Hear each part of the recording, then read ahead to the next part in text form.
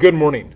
This is Cody Henriksen, and we're going to take a look at the new AP Computer Science A, the Celebrity Lab. So we're going to take a look at this, and here, as you can see, are the files that are part of the zip directory that come with the Celebrity code zip file. So you can see all the files that go along with that. What we're going to do today is we're going to take a look at the two files that are built in for the actual project that are not the GUI components, but the actual code for making the game itself and the Celebrity class. So you can take a look and see how that's put together. In our other videos, we're going to look at the GUI itself and how it runs and how it gets put together, how you can make a subclass of Celebrity, in this case literature Celebrity, and make that work, and add the GUI features to make that so it's supported as well. And finally, how you can do more to make the GUI itself function a little bit better so you can have it so it has the automatic restart enabled for it. And those are the things we'll be looking at as we do through these videos. But first, we're going to take a look at the Celebrity and CelebrityGame files so we can actually see what's going on with that. We have right here the Celebrity.java. This is the file that is at the base of the project, the model style component, what makes the structure of the actual game itself. And this is what the students, when they're first doing the lab creation, when they're making that back and forth game where they're creating those that information about Celebrity, this is what they're making. So this is what's representing the real world component.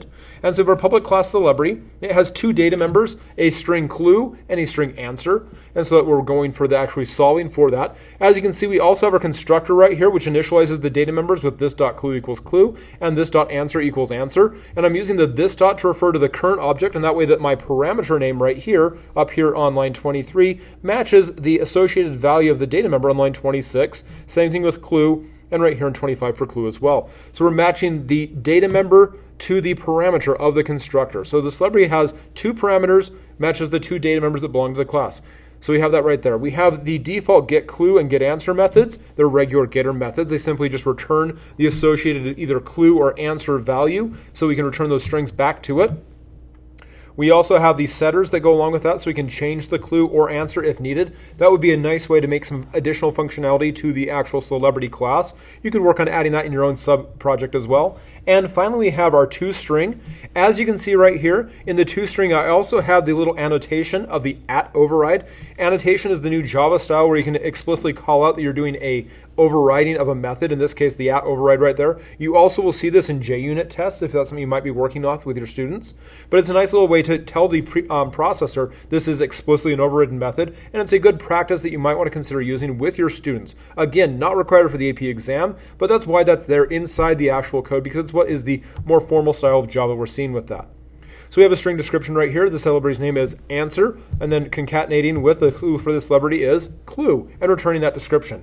So again, that's what the Celebrity class is at the heart of the actual project. Now let's go take a look at the actual game, where the students actually are working to create the functionality of the Celebrity process.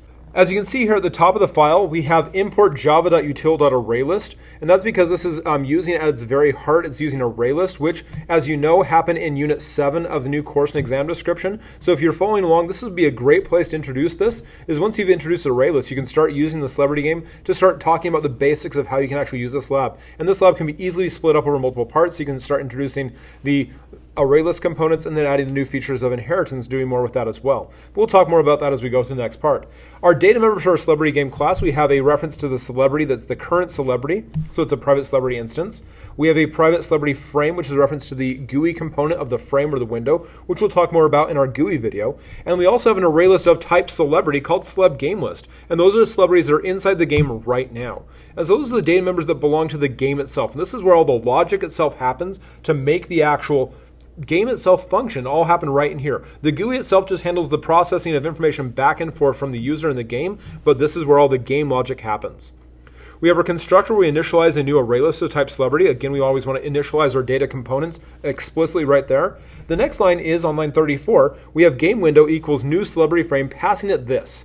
Now, when I say this as a parameter, what I'm doing is I'm sending a reference to this current class to this other constructor. So it can build a reference to the game itself as a parameter. So it's like, oh, I can send information back to this, and I can use this as a reference, so I can send information back to this. So I have that reference. It's a singleton pattern that we're using, so I have that same individual value I have throughout the entire actual app itself. And that's what we're doing. We're sending this as a parameter.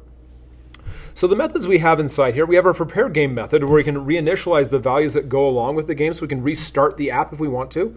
And so that says Celeb game list is a new array list of type Celebrity because we want to reinitialize our new list, so we can have that start all over again appropriately. And we also have then game window.replace screen passing it start, a string parameter. So the game window is a reference back to that celebrity frame class, and it has a method called replace screen where it will tell it what screen to show. The start parameter right there, that string, says which string should be shown as that. And so that's where that would be happening there. Our processGuess method is the next one we have right there. It returns obviously a Boolean value, which says if the guess matches what's going to happen. We have a call to .trim, which is outside the subset or the what's described inside the course and exam description. But what guess.trim.equals ignore case is going to say take all the extra spaces off the front and the end of the string, and then don't worry about the casing that's inside there. And then let's look at whatever it has the answer that is supplied for our current celebrity using the getAnswer call right there, because again we want to use information hiding. The answer should not be a public variable. We use that public method that accesses that private data. So if we do then have a match, ignoring the case, we set our variable matches to be true. We then remove from the list the 0th value, or the first thing that's inside that list, because that's the one we're working with. Then, after we remove that, we then check the size, because we want to remove it first and then check size when we're processing the game. So if my size is still greater than 0, I'm going to grab the next celebrity to keep working, because if I've got a new celebrity to work with, hey, good to go, let's go keep playing the game. Otherwise, if the celebrity list is no longer greater than 0, we're at the end, I'm just going to set game celebrity to be a brand new celebrity, passing a blank clue and a blank answer. Why? Because I don't want to have any null pointer exceptions happening, so I'm just giving it some blank default values, and we have that ready to go. Then I return matches as either the true or false value based on what was happening with that first if block on line 62. So next thing we have is our play method, and our play method is where we're going to actually have the game happen. So the first thing we want to make sure is when we call the play method, we first want to make sure that we have a list existing. So we're using a null check first, and that so Celeb game list is not equal to null, because we can't look inside the list until after we've checked for null. And then we want to check to make sure that after we've checked for null that the size is greater than 0. Not only does the list exist, but we've got something in the list. Yay! Okay, good. So now we've got something in there. We're going to set the game celebrity to be the current celebrity in the list. So when we call the play method, we're going to grab the one that's ever at the 0th spot. And we're then going to call the GUI and tell it to put the game screen on. And again, we'll take a look at how the game GUI itself works in the next video. So we have the addCelebrity method. addCelebrity is a method for right now. It only works with the default type of celebrity. However, it is designed so it can be added and updated as you add inheritance into your project. And so that's what we'll see here in a couple of videos as well. But the addCelebrity method has 3 parameters, a string for name, the guess, and what type of celebrity we're working with. We then say the celebrity is a current celebrity. We initialize a new celebrity passing it the name and guess. And for this default version of the game, we don't worry about type at all. And then we simply add that current celebrity to the celebrity game list. And that makes it so I can have a celebrity added in there, and we can have that function, and we now have a new celebrity inside our list we can now play the game with. validateCelebrity is how we're going to actually check to make sure the celebrity value is appropriate. And so we have to make sure we have at least 4 characters, so greater than or equal to 4. So if name.trim.length, so if I take off the extra spaces, do I have at least more than 4 characters? So we want to have at least more than 4 characters when we do that, so validateCelebrity then gets set to true, and we return that validateCelebrity. There's also a matching validateCelebrity2 method, which doesn't have a variable, like we see on line 123, where it simply says if name.trim.length is greater than 4, return true, otherwise return false. They're both the same method, they just work in a slightly different way, and you can use whichever one you want to use and call them appropriately inside your actual GUI. They just need to be, of course, public methods so you can have that happen. The same approach happens right here in our validateClue methods. So a validateClue method, it takes again the clue and the type parameter, and right now the type parameter is ignored because when we're working with just this base version of the app, when we first start off before we've talked about inheritance, we don't have to worry about the type. It's just automatically going to be set, so it's automatically going to be working just as long as the 10 characters are bigger. So we have that right there. And so that's what that is set for this.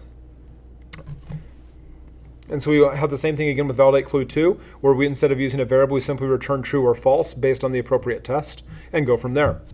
Then we have a getter for our game size, because we have to access that when we're doing the GUI how big the game is, making sure we have access to that, because that is a private data member for game list. So you have to add the size as a public method attaching that for it.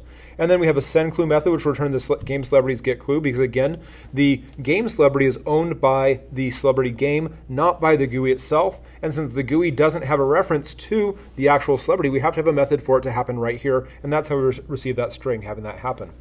And so that's how the Celebrity game itself functions. We'll see the interaction of that a little bit more when we take a look at the GUI video, and that'll be posted again inside the AP teacher community. So please take a look at that. And again, remember, this video is for teacher use only, not for students. And we'll be working on the next video on how we can actually use this with the GUI itself. So it'll be a little more in depth. We'll see the process of going from the Celebrity game to the GUI and back and forth.